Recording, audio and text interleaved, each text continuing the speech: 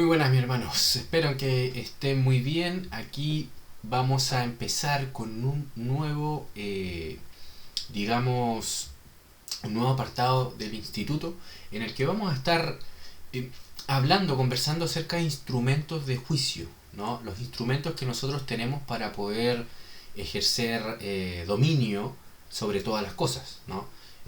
Por ejemplo, poder entender qué es lo que queremos decir con dominio también nos va a servir estos estudios para entender eso, ¿no? ¿Qué queremos decir los reconstruccionistas, en especial aquí en el Instituto Rushduni?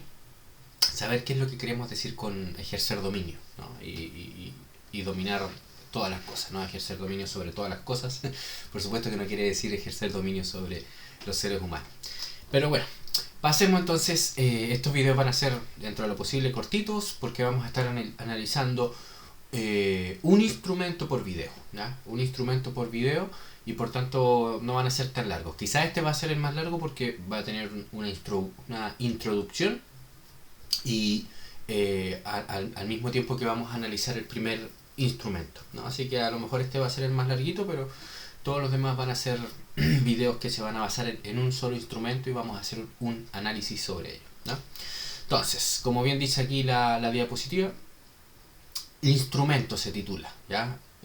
La idea del instrumento es una herramienta que nosotros tenemos para ejercer dominio. Ese es el objetivo de este estudio. El subtítulo es Nuestras herramientas de análisis y de juicio. Vamos para allá. Cosmovisión y categorías.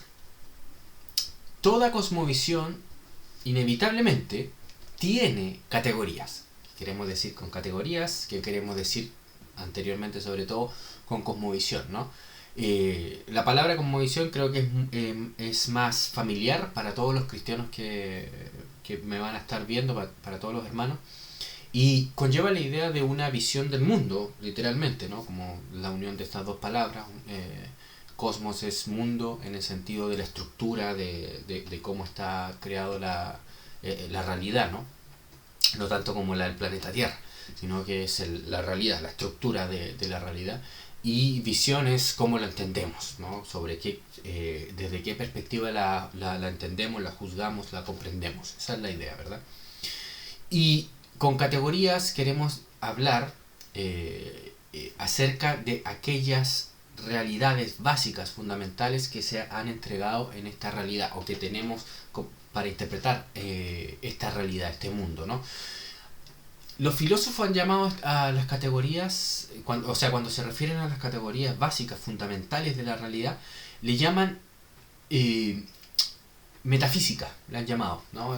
Cuando usted lee un tratado de metafísica o estudia algo respecto de la metafísica, va a ver que la metafísica se basa en el estudio de las categorías fundamentales de la realidad, ¿no? Aquí un servidor no le gusta usar la palabra metafísica para este aspecto. Sí la usa, pero la usa para con otro significado, ¿no? Pero que no es el momento aquí. Vamos a hacer otro programa con respecto a ello, pero aquí no es el momento. Pero yendo al grano, con las categorías buscamos es reconocer, diferenciar y clasificar a los seres o fenómenos de la creación. Eso es lo que buscamos. Buscamos es diferenciar, clasificar, distinguir, ¿no? Clasificar, etcétera, ¿no? A todos los fenómenos que ocurren en la realidad o que pertenecen a la realidad, los seres y los fenómenos, ¿no? Y para ello necesitamos tener una especie de mapa, ¿verdad? Que nos guíe, que podamos identificar. ¿Para qué? Para poder ejercer dominio, por supuesto, ¿no? Por ejemplo, en el caso de Adán, cuando fue creado, inmediatamente Dios le ordenó, según el propósito de su ser, de su existencia y el instinto natural en él, porque por eso fue creado, ¿no? De ejercer dominio. Una de las primeras obras que llevó a cabo fue la de clasificar a los animales, poniéndoles nombres según su género, según su especie, ¿no? Así se nos dice en Génesis capítulo 2. Ustedes lo pueden analizar en ese pasaje y ver cómo Adán aplicó taxonomía y aplicó, por supuesto, su mandato y su impulso natural de ejercer dominio, ¿no? De ordenar, clasificar, distinguir, diferenciar, reconocer, nombrar, juntar, separar, etcétera, ¿no? Todo eso tiene que ver con el ejercicio del dominio, algo operativo, con lo que operamos, ¿no? Y para poder operar en la realidad necesitamos esas categorías, para poder saber dónde estamos operando, cómo operar, distinguir, etcétera, etcétera, ¿no? Principalmente se reconoce a los filósofos como quienes teorizan y formalizan sobre las categorías para reconocer, diferenciar y clasificar el mundo. Pero aquí nos preguntamos, ¿pero qué mejor filósofo que el cristiano? ¿No? ¿Qué mejor filósofo que el cristiano? Veamos Primera de Timoteo, capítulo 6. Primera de Timoteo, capítulo 6, versículo 20. ¿No? Primera de Timoteo, capítulo 6, versículo 20 dice así. Guarda lo que se te ha encomendado, evitando las profanas pláticas sobre cosas vanas y los argumentos de la falsamente llamada ciencia, la cual profesando algunos se desviaron de la fe, ¿no? Aquí la palabra ciencia habla de la sabiduría, de la sofía, ¿no? Que la sofía en griego quiere decir sabiduría. Los filósofos supuestamente son los amadores de la sabiduría. Y si nosotros tenemos la verdadera ciencia y la distinguimos de la falsa ciencia, pues qué mejor filósofo que el cristiano, ¿verdad? Eso es básico, fundamental. 1 Corintios capítulo 1, versículo 18. Miren lo que dice 1 Corintios 1, 18. Acá vamos, aquí lo tenemos. Ya lo encontramos, 1 Corintios capítulo 1, versículo 18 al 24. Miren lo que el apóstol Pablo aquí deja en claro con respecto a la sabiduría, la ciencia del mundo, contrastándola con la sabiduría y la ciencia de Dios, ¿no? y la que tenemos nosotros, la revelada. Dice así, versículo 18, porque la palabra de la cruz es locura a los que se pierden, pero a los que se salvan, esto es a nosotros, es poder de Dios, ¿no? Ahí está contrastando la perspectiva del mundo, de cómo ver la palabra de la cruz. Esto es como ver la palabra del Evangelio, del reino de Dios, ¿no? Proclamada con la encarnación, la crucifixión y la ascensión de Cristo al trono. Eso es lo que está hablando el apóstol Pablo, no porque de una parte está negando el todo, ¿no? El apóstol Pablo, sino que con la parte está afirmando el todo, ¿no? Pues está escrito, versículo 19, destruiré la sabiduría de los sabios y desecharé el entendimiento de los entendidos. ¿Dónde está el sabio? El filósofo, pregunta el apóstol Pablo. ¿Dónde está el escriba? ¿Dónde está el disputador de este siglo? ¿No ha enloquecido Dios la sabiduría del mundo? El apóstol Pablo es posterior a Platón, y por supuesto que seguramente el apóstol Pablo debió haber escuchado acerca de un filósofo llamado Platón, porque está en un mundo helenista y un mundo totalmente influenciado por la filosofía de Platón, y que estaba a puerta de ser absolutamente influenciado por la filosofía de Aristóteles, ¿no? Era posterior tanto a Aristóteles como por Platón, ¿no? Por más de 400 años, ¿no? Entonces vemos que ya el apóstol Pablo estaba condenando la sabiduría del mundo, y entre ellos Platón y Aristóteles. No nos quede, que nos quede claro, no nos quede duda de eso, ¿no? Por eso es que dice, ¿dónde está el sabio? ¿Dónde está el escriba? ¿Dónde está el disputador de este siglo? ¿No ha enloquecido Dios la sabiduría del mundo? Pues ya que en la sabiduría de Dios, esto es en la verdadera sabiduría, la que le pertenece a Dios, la fuente verdadera de la sabiduría, ¿no? El mundo no conoció a Dios mediante la sabiduría. ¿Qué quiere decir aquí el apóstol Pablo? Quiere decir aquí que nosotros los cristianos estamos desechando la sabiduría porque por medio de la sabiduría no se puede conocer a Dios. No, está contrastando la sabiduría de Dios, la única, verdadera y legítima, versus la falsa sabiduría del mundo, ¿no? La que falsamente llamada sabiduría, según el mismo apóstol Pablo vimos en 1 de Timoteo capítulo 6, versículo 20. Dice, pues ya que en la sabiduría de Dios, el mundo no conoció a Dios mediante la sabiduría, porque la sabiduría humana se opone a la sabiduría de Dios. Agradó a Dios salvar a los creyentes por la locura de la predicación. Si aquí el apóstol Pablo hubiese tenido la tecnología que tenemos hoy en día nosotros los hispanohablantes de las comillas, ¿no? Seguramente hubiese escrito con comillas, ¿no? Cuando dice la locura, ¿eh? Así, póngale comillas, la locura Dice, me quedé perdido, perdónenme, en el versículo 21, mediante agradó a Dios salvar a los creyentes por la locura de la predicación. Qué interesante, ¿no? Qué interesante cómo el apóstol Pablo contrasta a tal nivel de que hace ver la perspectiva, la cosmovisión del mundo, juzgando como locura lo que dicen los cristianos, y pasa ahora a la otra perspectiva. Miren lo que dice. Porque los judíos piden señales y los griegos buscan sabiduría, ¿no? Aquí está contrastando lo que los judíos, porque condenan la predicación del Evangelio del Reino, ¿no? Y porque los griegos buscan, supuestamente buscan sabiduría, condenan al Evangelio del Reino de Dios, ¿no? Dice, porque los judíos piden señales y los griegos buscan sabiduría, pero nosotros predicamos a Cristo crucificado. Para los judíos ciertamente tropezadero. ¿Por qué? Porque tropiezan sobre la roca que es Cristo, ¿no? Y por tanto esa es su condenación. Y para los gentiles, locura. Para los gentiles. ¿Por qué? ¿Por qué para los gentiles? ¿Qué quiere decir el apóstol Pablo con los gentiles? Quiere decir se refiere a los griegos, a los helenistas, ¿no? A los que el mundo estaba gobernado por ellos, ¿no? En el sentido por esa filosofía, por esas supuestas sabidurías. Dice, más para los llamados, esto es para los que son llamados por Dios, ¿no? Directamente, ¿no? Así judíos como griegos, o podríamos decir tanto de judíos como de griegos, a los que Dios ha llamado, tanto de los judíos como de los griegos, Cristo, poder de Dios y sabiduría de Dios, porque lo insensato de Dios, o sea, porque lo más, digamos, insensato de Dios, es que podría decirse eso, aquí el apóstol Pablo simplemente está haciendo una exageración prácticamente infinita, porque en Dios no hay nada insensato, pero supongamos que existiera algo así, lo más insensato posible de Dios, dice, lo insensato de Dios es más sabio que los hombres, y lo débil de Dios es más fuerte que los hombres, ¿no? Más fuerte que los hombres. Pues mirad, hermanos, vuestra vocación, que no sois muchos sabios según la carne, ni muchos poderosos, ni muchos nobles, sino que lo necio del mundo escogió Dios para avergonzar a los sabios, o a los que se creen sabios, mejor dicho, ¿no? Según su propia opinión. Y lo débil del mundo escogió Dios para avergonzar a lo fuerte. Y lo vil del mundo y lo menospreciado escogió Dios, y lo que no es, para deshacer lo que es, lo que supuestamente ellos creen que es, ¿no? Porque ellos se crean sus metafísicas, sus cosmovisiones, y dicen así es el mundo, así lo presentan, ¿no?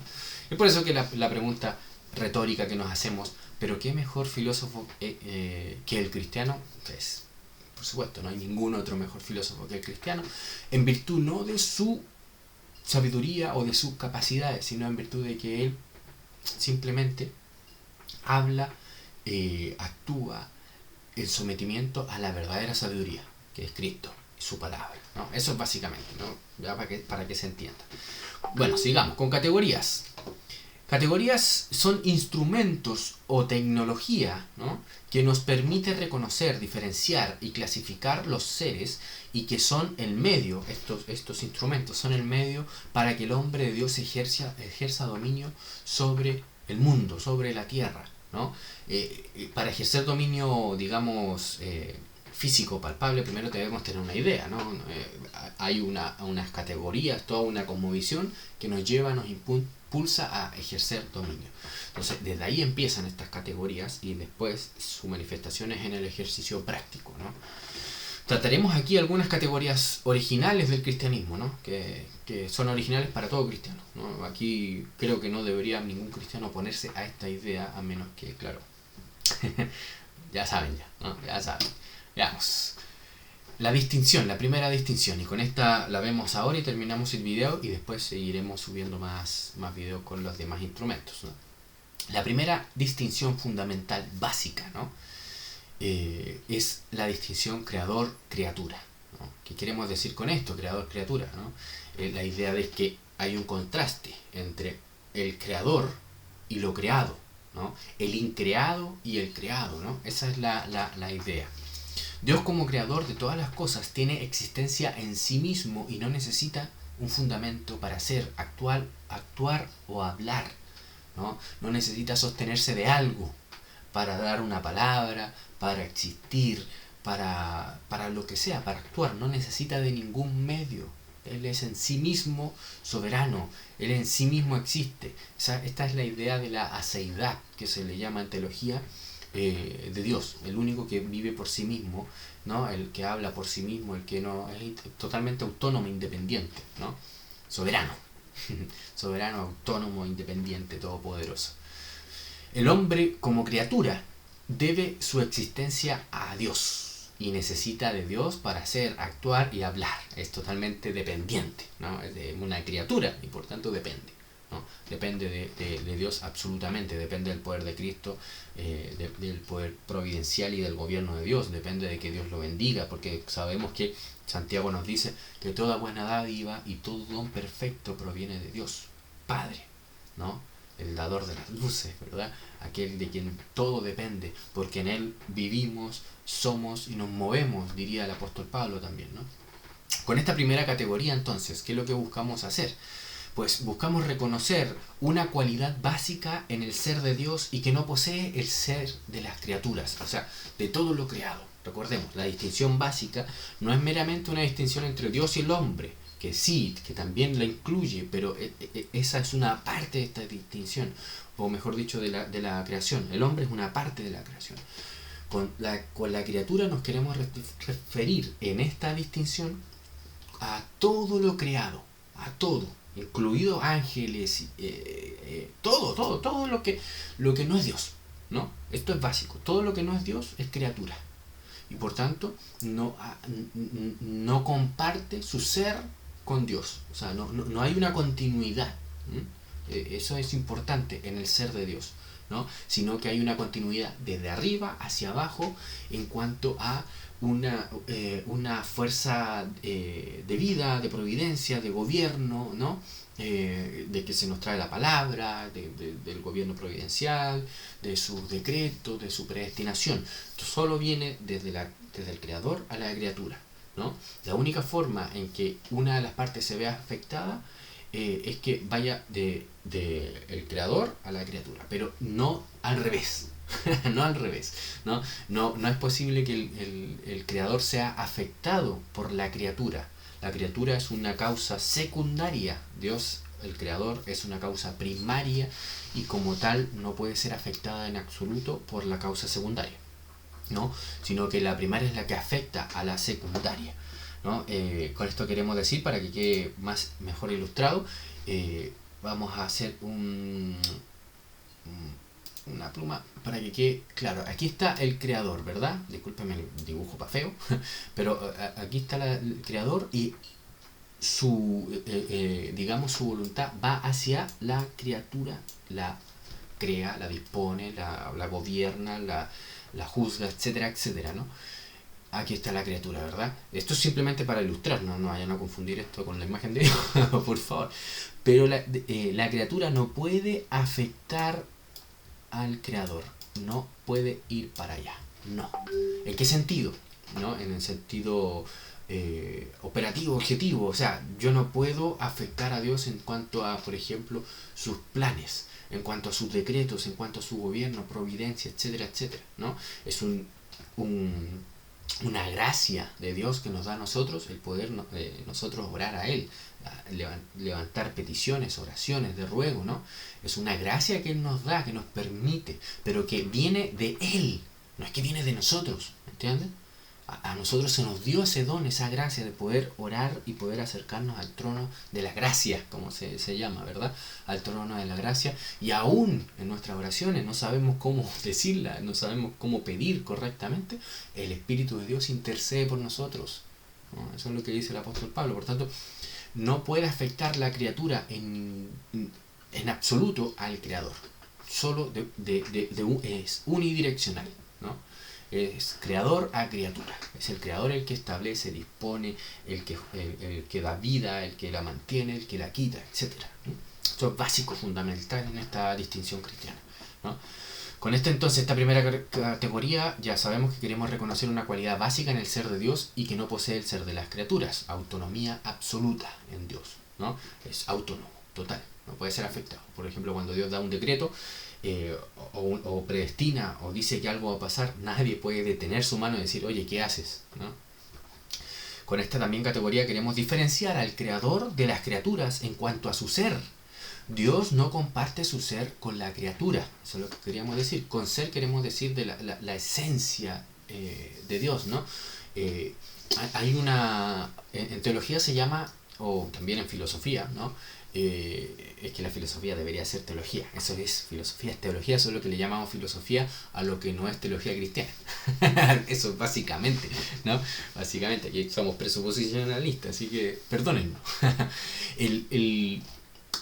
Cuando hablamos de la distinción de creador-criatura, también queremos referirnos a que Dios no comparte su ser. Esto queda ilustrado, por ejemplo, con las filosofías que son llamadas panenteístas o panteístas. Aquellas que enseñan que todo está unido, ¿no? Que todo es todo, ¿no? Que todo está conectado, ¿no? Y que el universo o el todo es Dios. Entonces nosotros somos parte de ese Dios, así que nosotros compartimos el ser con Dios, ¿verdad? Esto es totalmente ajeno al cristianismo y es una blasfemia que un cristiano crea tal cosa, ¿verdad?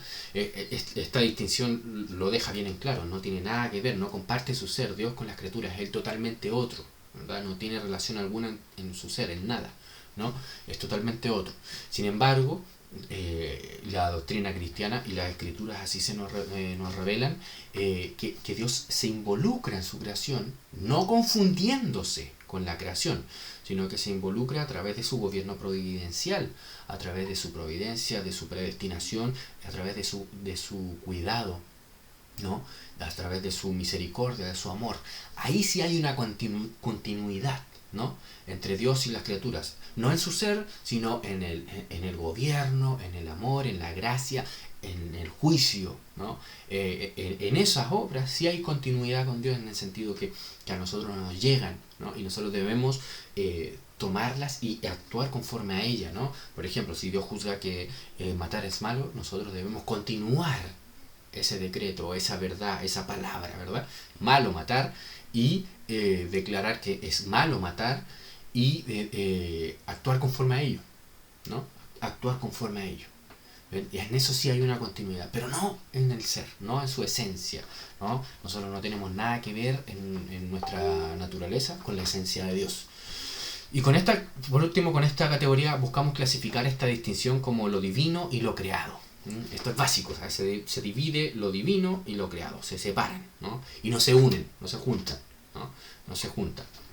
No queremos aquí clasificar a Dios, por supuesto, sino que Él se nos revela y define como tal, ¿ah? Una de las cosas que no vamos a hacer nunca aquí es definir a Dios en un sentido que no sea según lo que Él nos ha dado, y no vamos más allá, ¿verdad? No podemos ir más allá de eso.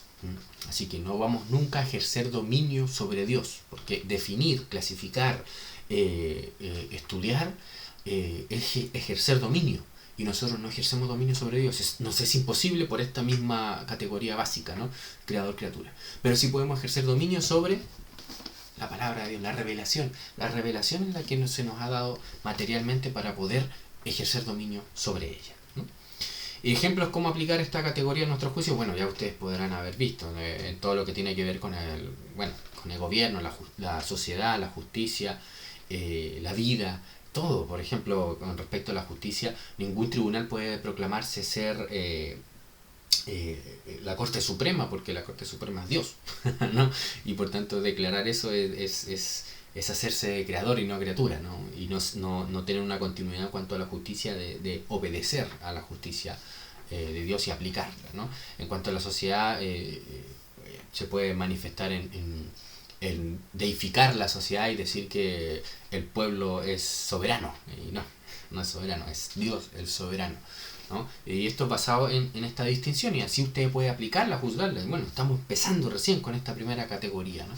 Así que, bueno, lo dejo invitado para que pueda ver los siguientes videos en los que vamos a estar analizando otras categorías y las que vamos a ir construyendo este instrumental analítico, teonómico, basado en la teonomía, en la ley de Dios, en la palabra ley de Dios, para poder juzgar todas las cosas, absolutamente todas las cosas. Así que lo dejo invitado. Muchas gracias por vernos, por darle me gusta, por compartir el instituto, por compartir este video, y que Dios les bendiga, y aquí estaremos para servirles. Un abrazo, chao, chao.